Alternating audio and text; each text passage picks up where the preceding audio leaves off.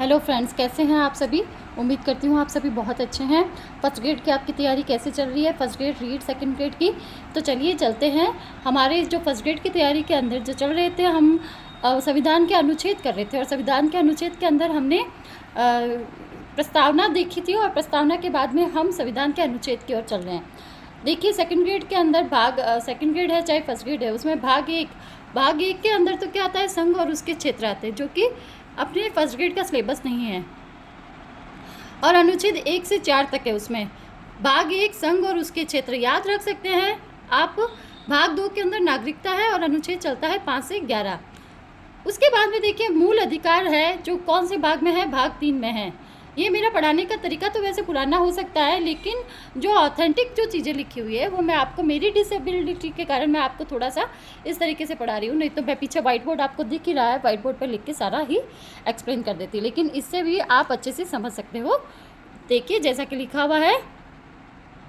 और ये IAS RAS की तैयारी में जो नोट्स लिखवाए जाते हैं वो वाले नोट्स है। पूरी मैंने लक्ष्मीकांत की इंडियन पॉलिटी की पूरी बुक्स पढ़ के उसके बाद में सारे नोट्स बनाए हैं, और ये सारे नोट्स बहुत ही ऑथेंटिक है और इन नोट्स को पढ़कर बहुत से लोग सेलेक्ट भी हुए हैं।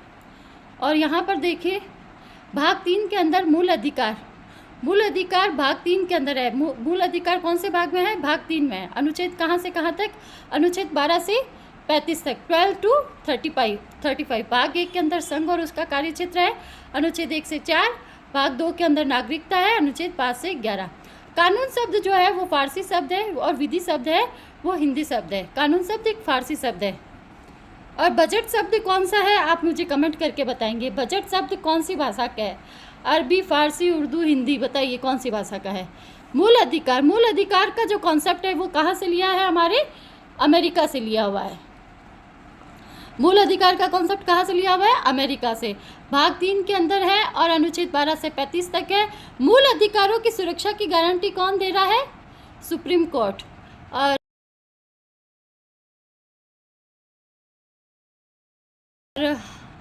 सुप्रीम कोर्ट तो कौन से अनुच्छेद में, अनुच्छेद 32 में। और हाई कोर्ट कौन से अनुच्छेद में, अनुच्छेद 226 के अंदर।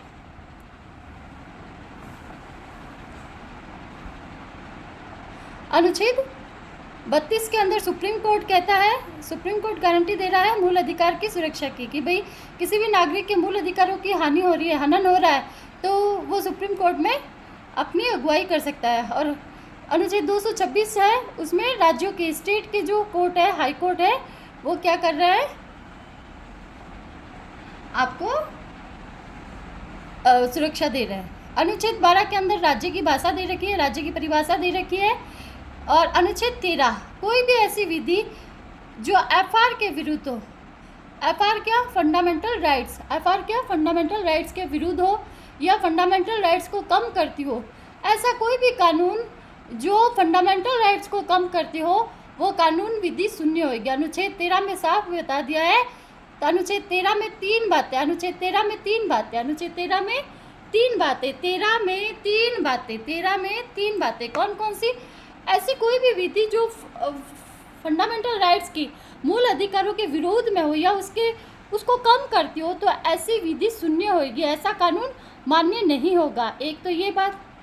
कानून विधि, कानून है वो उसकी असंगत व्याख्या और न्यायिक पुनरावलोकन, जुडिशियल रिव्यू, यानी कि न्यायिक पुनरावलोकन। अगर एक न्याय दे दिया गया है, उसका फिर से पुनरावलोकन हो सकता है, उसको फिर से रीओपन किया जा सकता है, उसको फिर से जांच के लिए भेजा जा सकता है, अगर वहाँ पर मूल अधिकारों की हनन हो रहा हो। तो अनुच्छेद 12 के अंदर राज्य की भाषा, अनुच्छेद 13 के अंदर 3 बातें, ऐसी कोई भी विधि या कानून जो FR को कम करती हो वो मान्य नहीं होगी। और कानून और विधि की व्याख्या की गई है। और तीसरी बात है न्यायिक पुनरावलोकन की, जुडिशरी रिव्यू की। अब यहाँ पर देखिए, अब यहाँ से अपने मूल अधिकार की बात शुरू होती है, समानता का अधिकार।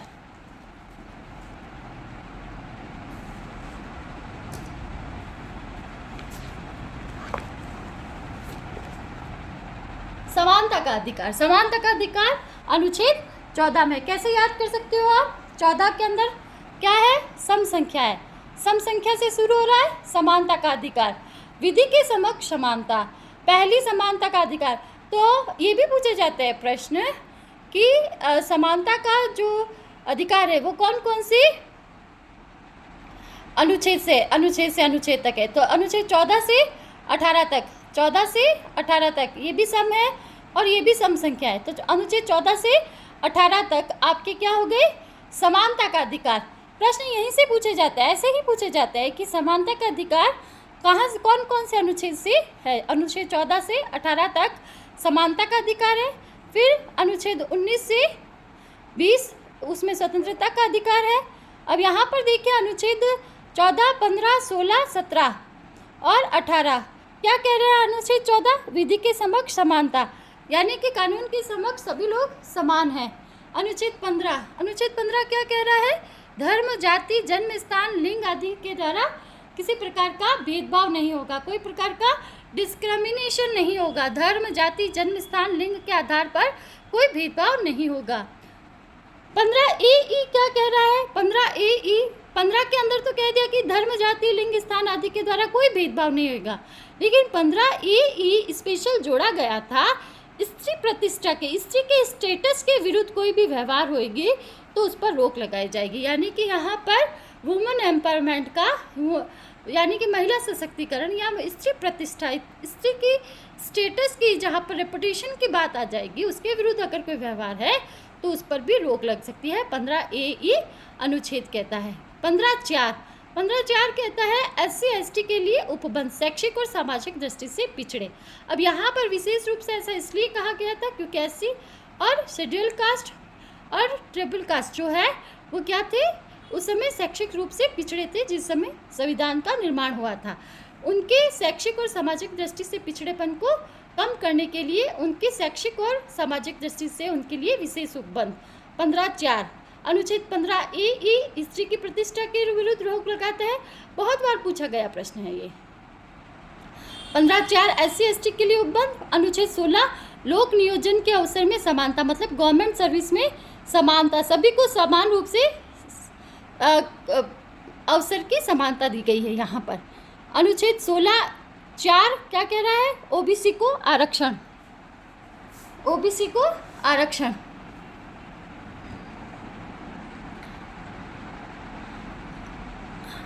अनुच्छेद 17 मतलब खतरा, अस्पृश्यता का अंत, अनटचेबिलिटी का एंड, अनटचेबिलिटी का अंत।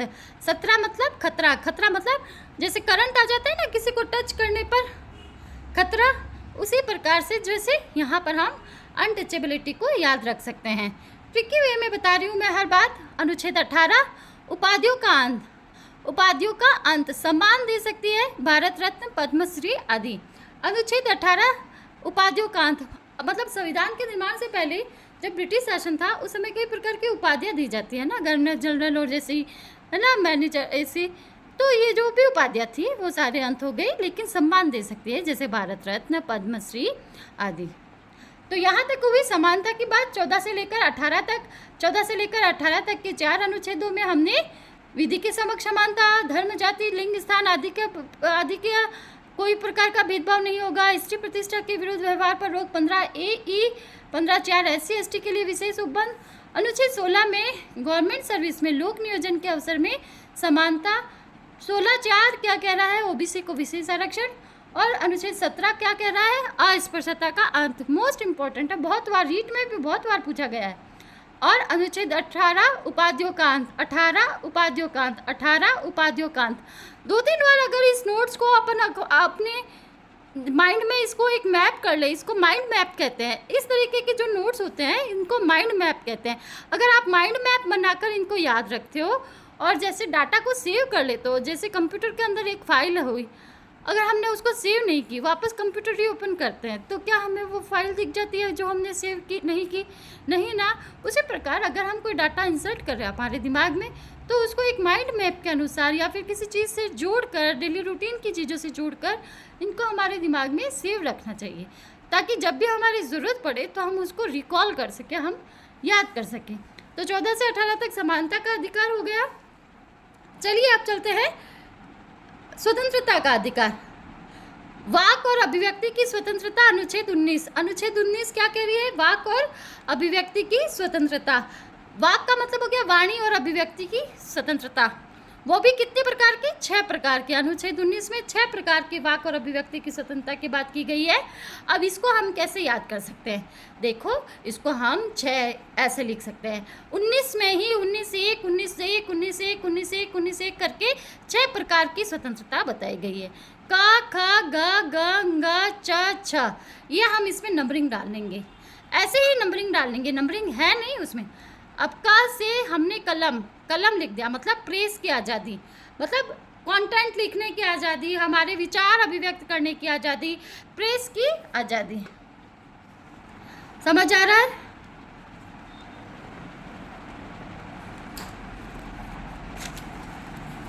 हाँ, चलो, दिख रहा है? हाँ, वेरी गुड। अब मैंने ये नोट्स पहले बनाए हैं, थोड़ा इसमें ये पुराने भी हो रहे हैं, लेकिन इनको पढ़कर बहुत लोगों ने एग्ज़ाम पास किया है, जो इतने बेनिफिशियल है। इनकी फ़ोटोकॉपी करवा कर लोगों ने मेहनत करके कई तरीके की रीट, फर्स्ट ग्रेड जैसे एग्ज़ाम को निकाले हैं और बहुत बार धन्यवाद देकर गए हैं। अभी मैं तैयारी नहीं कर रही हूँ और 2 दिन से डिसकंटिन्यू के लिए मैं आप लोगों से बहुत क्षमा मांगती हूँ, क्योंकि मेरा बेटा बहुत बीमार था। मैं 2 दिन हॉस्पिटल के चक्करों के पीछे आप लोगों से जुड़ नहीं पाई, उसके लिए मैं क्षमा प्रार्थी हूँ आप सभी की। अब देखिए आगे, वाक और अभिव्यक्ति की स्वतंत्रता 6 प्रकार की। का 19 का कलम प्रेस की आज़ादी। खामोश मतलब शांतिपूर्ण तरीके से, निरायु तरीके से कोई प्रकार का सम्मेलन की स्वतंत्रता, मतलब हम किसी प्रकार का आयोजन कर सकते हैं, ये हमारी खुद की अभिव्यक्ति की स्वतंत्रता है। ग से गठन का मतलब हो गया कि हम कोई सी प्रकार की सहकारी समितियों का गठन कर सकते हैं, हम किसी प्रकार की कम्युनिटी का, किसी प्रकार की ग्रुप की मीटिंग का गठन कर सकते हैं। घ से घूमना मतलब भारत सीमा क्षेत्र में आवास संचरण, मतलब अगर हम भारत के नागरिक हैं तो हमें ये स्वतंत्रता है कि हम भारत की सीमा के अंदर कहीं पर भी निर्बाध रूप से संचरण कर सकते हैं। ग से घूमना हो गया। ड से डेरा, वैसे तो अंग होता है ये, लेकिन ड से डेरा याद रखेंगे। डेरा का मतलब हो गया, डेरा का शाब्दिक अर्थ होता है निवास करना, मतलब हम कहीं पर भी और कैसे भी निवास कर सकते हैं। च से चुप मतलब संपत्ति का अधिकार। अब च जो था उसमें संपत्ति का अधिकार हो गया और 44वें संविधान संशोधन के द्वारा संपत्ति के अधिकार को हटा दिया गया। तो च से चुप मतलब ये शांत है, अब इसमें किसी प्रकार का हमारा अधिकार नहीं है, 44वें संविधान संशोधन के द्वारा इसको हटा दिया गया।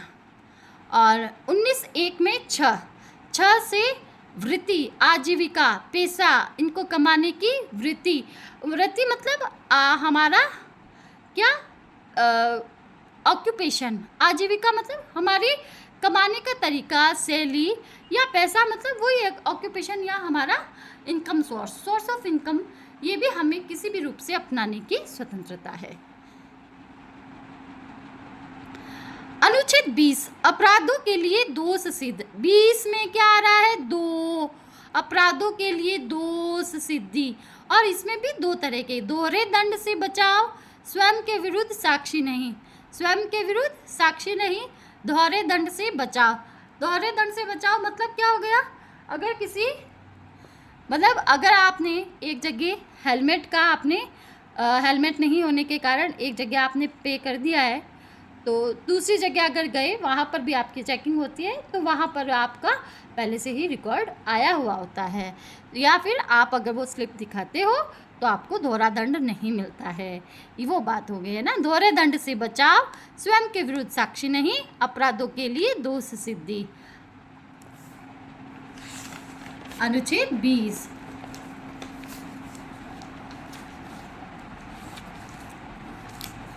अब आ रहा है मोस्ट इम्पोर्टेंट अनुच्छेद 21। अनुच्छेद 21 क्या कहता है? अनुच्छेद 21 कहता है प्राण और दैहिक स्वतंत्रता, जीने का अधिकार। अनुच्छेद 21 वेरी मोस्ट, प्राण और दैहिक स्वतंत्रता का अधिकार, जीने का अधिकार, द राइट ऑफ लिविंग, हमें जीने का अधिकार है। अनुच्छेद 21 कह रहा है हमें जीने का अधिकार है, प्राण और दैहिक अधिकार है, प्राण और दैहिक स्वतंत्रता का अधिकार है। अनुच्छेद 21 जीने का अधिकार स्वतंत्रता के अधिकार में ही आता है। अनुच्छेद 19, 20 और 21 किस में आते हैं? स्वतंत्रता के अधिकार में। और 22 भी अनुच्छेद 20, 21, 19, 20, 21 और 22 किसके अंतर्गत आ रहे हैं? स्वतंत्रता के अंदर, स्वतंत्रता के अधिकार। और प्राण और दैहिक स्वतंत्रता का जो अधिकार है अनुच्छेद 21 है, इसको अंबेडकर ने क्या कहा था? संविधान की रीढ़ की हड्डी कहा था, संविधान का बैकबोन कहा था। वो गाना ना, तो बैकबोन चट दी, तो ये हमारे वैसे ही है, बैकबोन, रीढ़ की हड्डी। रीढ़ की हड्डी क्या है? हमारा जीने का अधिकार। भाई जीने दो हमें। चलो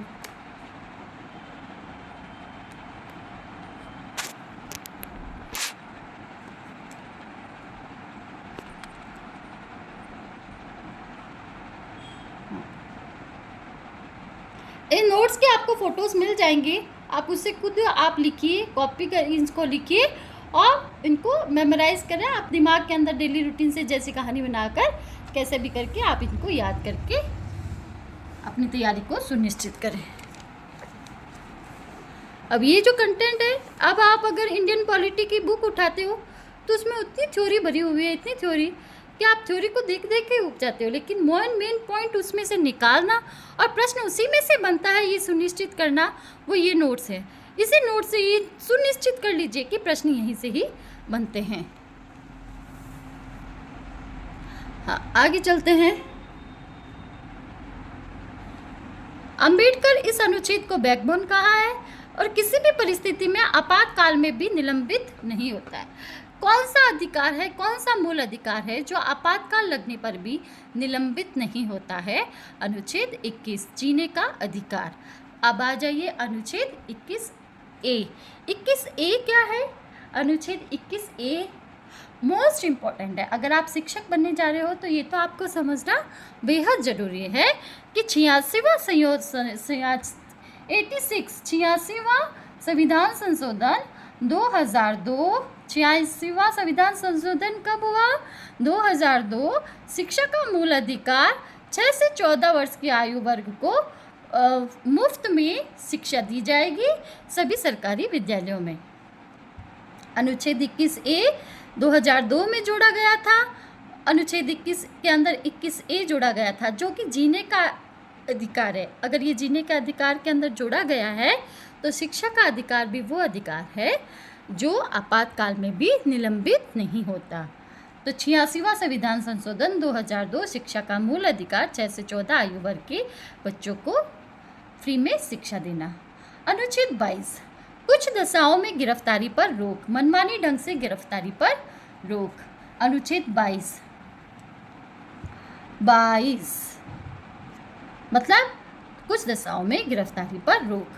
शोषण के विरुद्ध अधिकार, हमारा तीसरा हमारा फंडामेंटल राइट्स क्या है? शोषण के विरुद्ध अधिकार। शोषण के विरुद्ध अधिकार अनुच्छेद 23 और 24।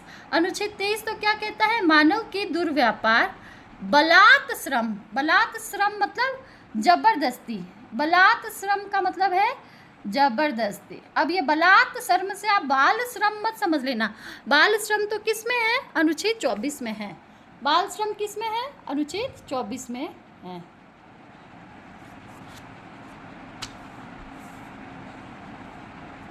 मानव के दुर्व्यापार व बलात् श्रम का रोक। बलात् मानव के दुर्व्यापार और मानव के जबरदस्ती उससे काम करवाने पर रोक। अनुच्छेद कौन सा कह रहा है? 23। अनुच्छेद 24 क्या कहता है? अनुच्छेद 24 कहता है बाल श्रम पर रोक। बाल श्रम मतलब बच्चों से, छोटे बच्चे 14 वर्ष से कम आयु वर्ष के बालकों को कारखानों में खनन आदि में जोखिम कार्यों के नियोजन पर रोक।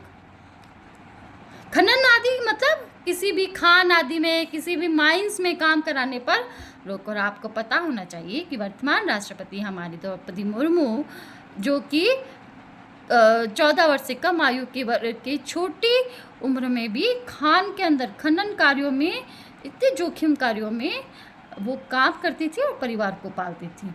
तो अनुच्छेद 25, आप देखिए धर्म की स्वतंत्रता का अधिकार। हमारे 6 मूल अधिकार कौन कौन से हो गए? पहला तो था इक्वालिटी का, राइट ऑफ इक्वालिटी, समानता का अधिकार, जो कि 14 से 18 तक था। फिर हमारा राइट टू फ्रीडम, स्वतंत्रता का अधिकार, जिसमें धर्म की स्वतंत्रता, वाक और अभिव्यक्ति की स्वतंत्रता, और प्राण और दैहिक स्वतंत्रता, और शिक्षा का अधिकार, ये जो हमारा है। शिक्षा का अधिकार कौन से अधिकार में आता है? स्वतंत्रता के अधिकार में। बहुत से बच्चे इसे गलत करके आ जाते हैं कि शिक्षा का अधिकार समानता के अधिकार में आता है, जबकि ऐसा नहीं है।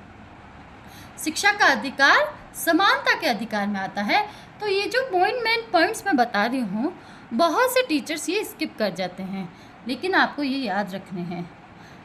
धर्म की स्वतंत्रता का अधिकार कौन कौन? शोषण के विरुद्ध अधिकार 2 है, अनुच्छेद 23 और 24। 2 बातें कही गई है। एक तो मानव के दुर्व्यापार पर, मतलब दास आदि बनाना, किसी को अपना स्लेव बनाना, ये सब पर रोक, और 14 वर्ष से कम आयु वर्ग के बालकों को बाल श्रम पर रोक, खनन आदि जोखिम कार्यों के अंदर रोक, है ना।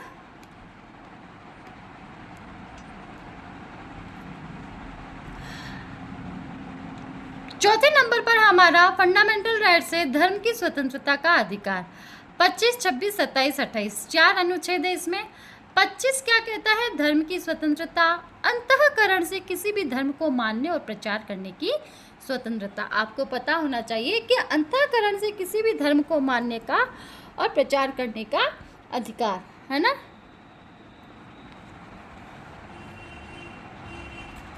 अनुच्छेद 25। अनुच्छेद 26, धार्मिक कार्यों के प्रबंधन की स्वतंत्रता। धार्मिक कार्यों के प्रबंधन की स्वतंत्रता, धार्मिक करों पर रोक, धार्मिक शिक्षा पर रोक सरकारी संस्थानों में। 25 से 28 कौन से हो गए? हमारे संस्कृति और शिक्षा संबंधी अधिकार। 25 से 28 हमारे 25 से 28 तक तो ये हो गई धर्म की स्वतंत्रता का अधिकार। और फंडामेंटल राइट्स हमारा 5वां जो मूल अधिकार है, संस्कृति और शिक्षा संबंधी अधिकार, अनुच्छेद 29, 30, 31। मुस्लिम, सिख, ईसाई, बौद्ध, जैन, पारसी 6 अल्पसंख्यक वर्ग है। 6 अल्पसंख्यक वर्ग कौन से हैं? मुस्लिम, सिख, ईसाई, बौद्ध, जैन, पारसी, ये 6 हमारे क्या है? अल्पसंख्यक वर्ग है। अनुच्छेद 29 क्या कहता है? अल्पसंख्यक वर्गों के हितों का संरक्षण।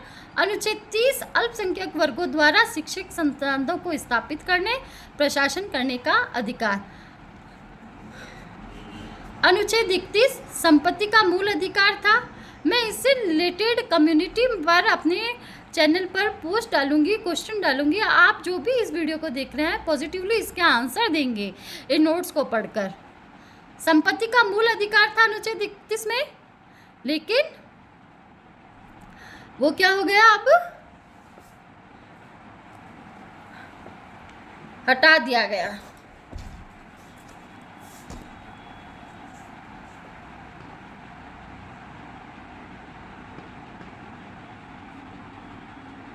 हाँ, आगे चलते हैं। अनुच्छेद 31 संपत्ति का मूल अधिकार था। और 44वें संविधान संशोधन, 44वें संविधान संशोधन कब हुआ? 1978। 8 के अंदर देखो 4 मिलाकर 8 हो गया, तो 1978। और 42वां संविधान कब हुआ था संशोधन? 1976। 4 और 2 को जोड़ते हैं तो 6 होता है, तो यहाँ पर 6। तो कुछ आप बातों को फैक्ट्स बनाकर दिमाग में रख सकते हैं। एक्ट क्या था? 300A में संपत्ति को कानूनी अधिकार, मूल अधिकार से हटाकर क्या कर दिया था इसे? कानूनी अधिकार। मतलब अगर संपत्ति पर आप अपना अधिकार जताते हो तो कानून इसमें क्या कह रहा है? कानून से आपकी परामर्श लेनी होगी। कानून अगर कहता है कि नहीं ये संपत्ति आपकी है, तो हाँ आपकी ही होगी। तो 31 का कहता है संपत्ति अधिग्रहण को कानून की रक्षा। और 31 ख कहता है कि ऐसे कानूनों का विधि मान्यकरण। और 31 ग कहता है डीपी, मतलब कि नीति निर्देशक तत्व, है ना, को लागू करने के लिए कानून जो भी मान्य होगी वो होगा। तो इस प्रकार से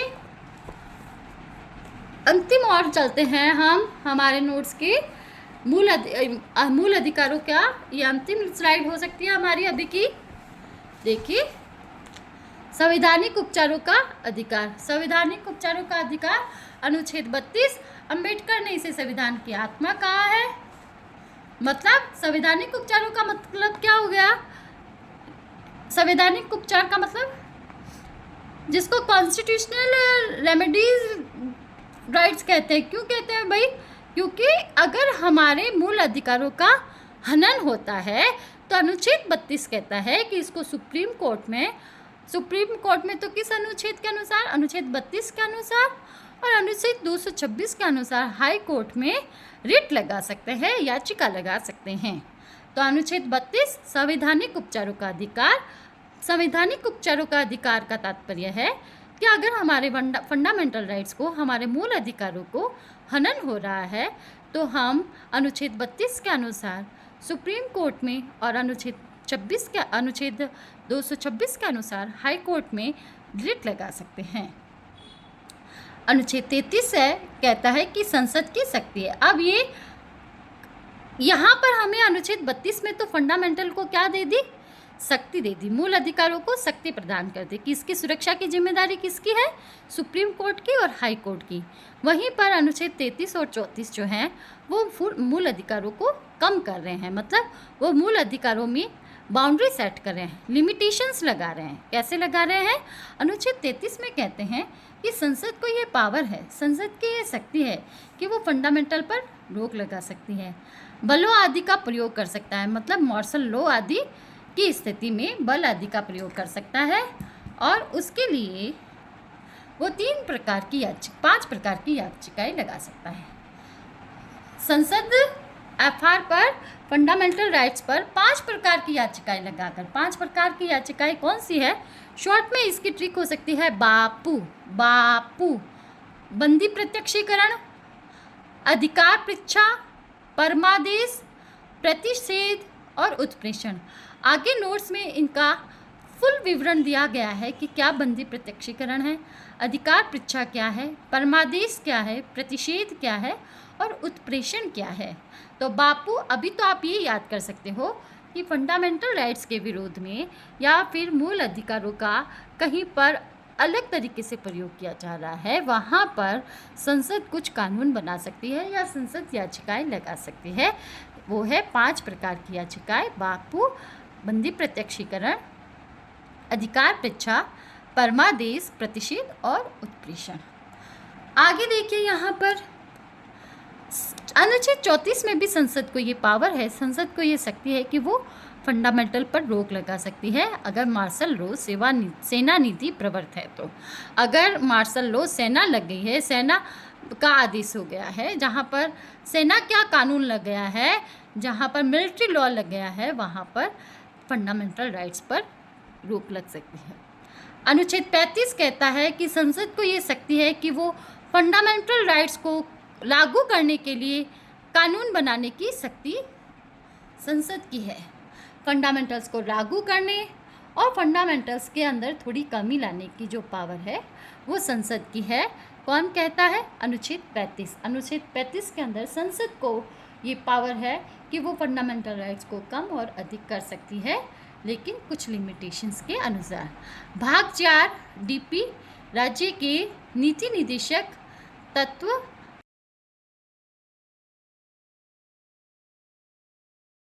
अनुच्छेद 36 से 51 हम अगली साइड में करेंगे। इसी के साथ, इसी वीडियो के साथ एंड में आपको इनके नोट्स मिल जाएंगे। आप सभी से निवेदन है पूरा वीडियो देखें और नोट्स को देख लें। धन्यवाद।